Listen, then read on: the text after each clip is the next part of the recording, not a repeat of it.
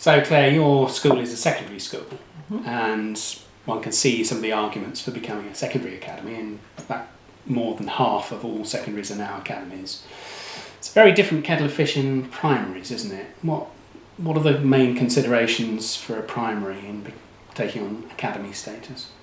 Well, one of the things that we've noticed is that the primaries in our local area have decided to sort of wait and see what our experience has been, to sort of learn from that, because they have recognised that in terms of capacity for a business manager, if they even have one, or the head teacher is going to be having to lead the research and the decision making and the procurement, all of those different aspects that come hand in hand with the potential conversion, to see whether that's manageable and whether there are in fact good incentives for becoming an academy in their own right, or maybe as part of a trust, a bigger trust.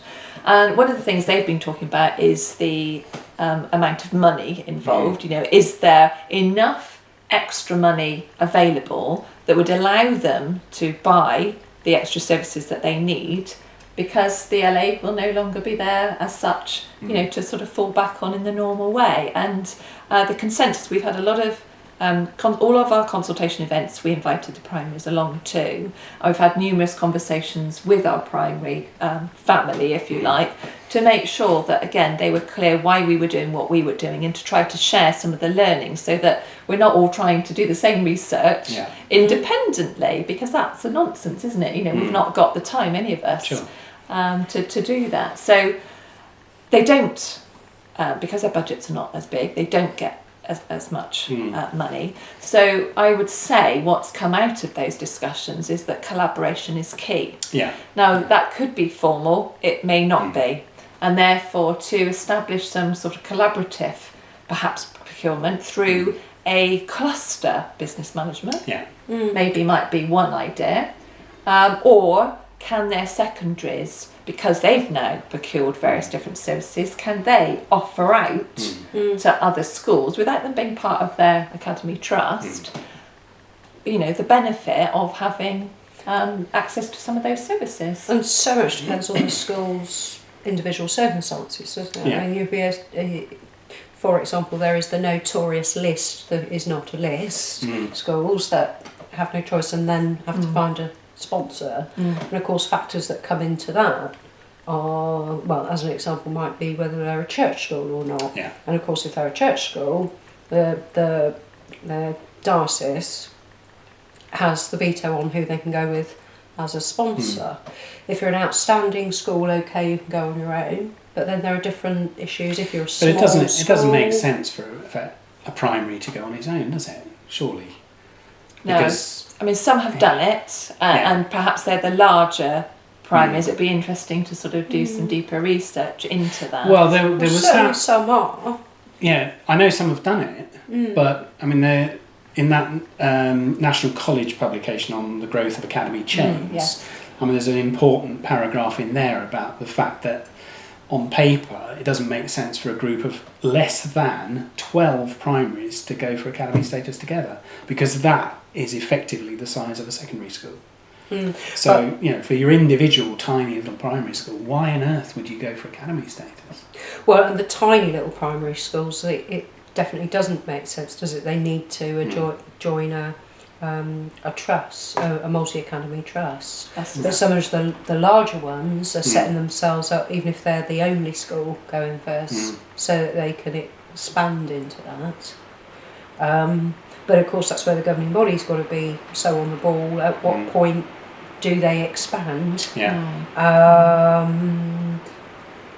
Because they've got to try that out and check it's working, isn't it? That's what you would normally do in any business, which effectively now, although there's always been a resistance to viewing our schools as businesses,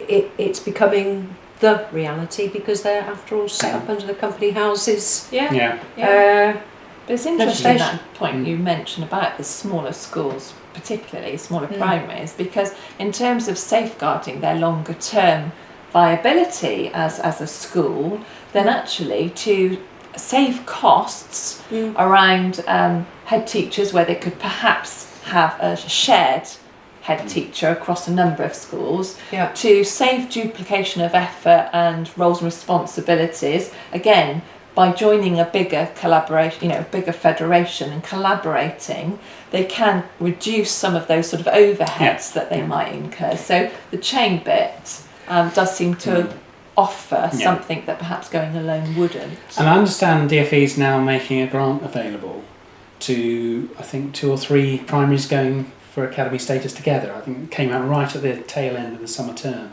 Right. I think they're planning to do that, but I think the money's only available until the end of the financial year. But it does make sense for DfE to incentivise groups of primaries to go together, it seems to me. And I think they missed a trick perhaps by not thinking that through earlier on. And certainly with the smaller schools, that kind of lines up with other things that have been an issue for a long time, like the difficulty of recruiting a head teacher.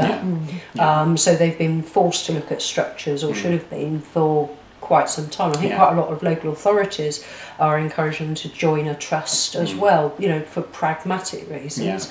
But if it's done well, and of course that's the question, it should enrich the opportunities for the pupils.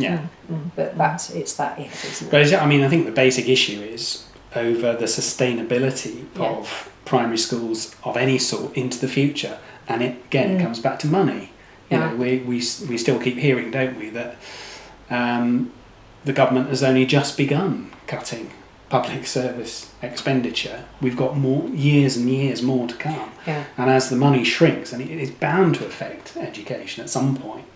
How viable are schools of fewer than even 300 pupils into the future unless they collaborate? And that doesn't, of course, mean that they've got to become academies, but it does mean they've got to get into some kind of arrangement with other schools so that they've got the economies of scale. And it's going to be sustainable into the future. But I think one of the things that we underestimate in change processes are the sort of cultural change aspects. We've had a model of schools operating that has been around for a long time, and actually to contemplate these very major changes to the way schools operate and are structured and populated.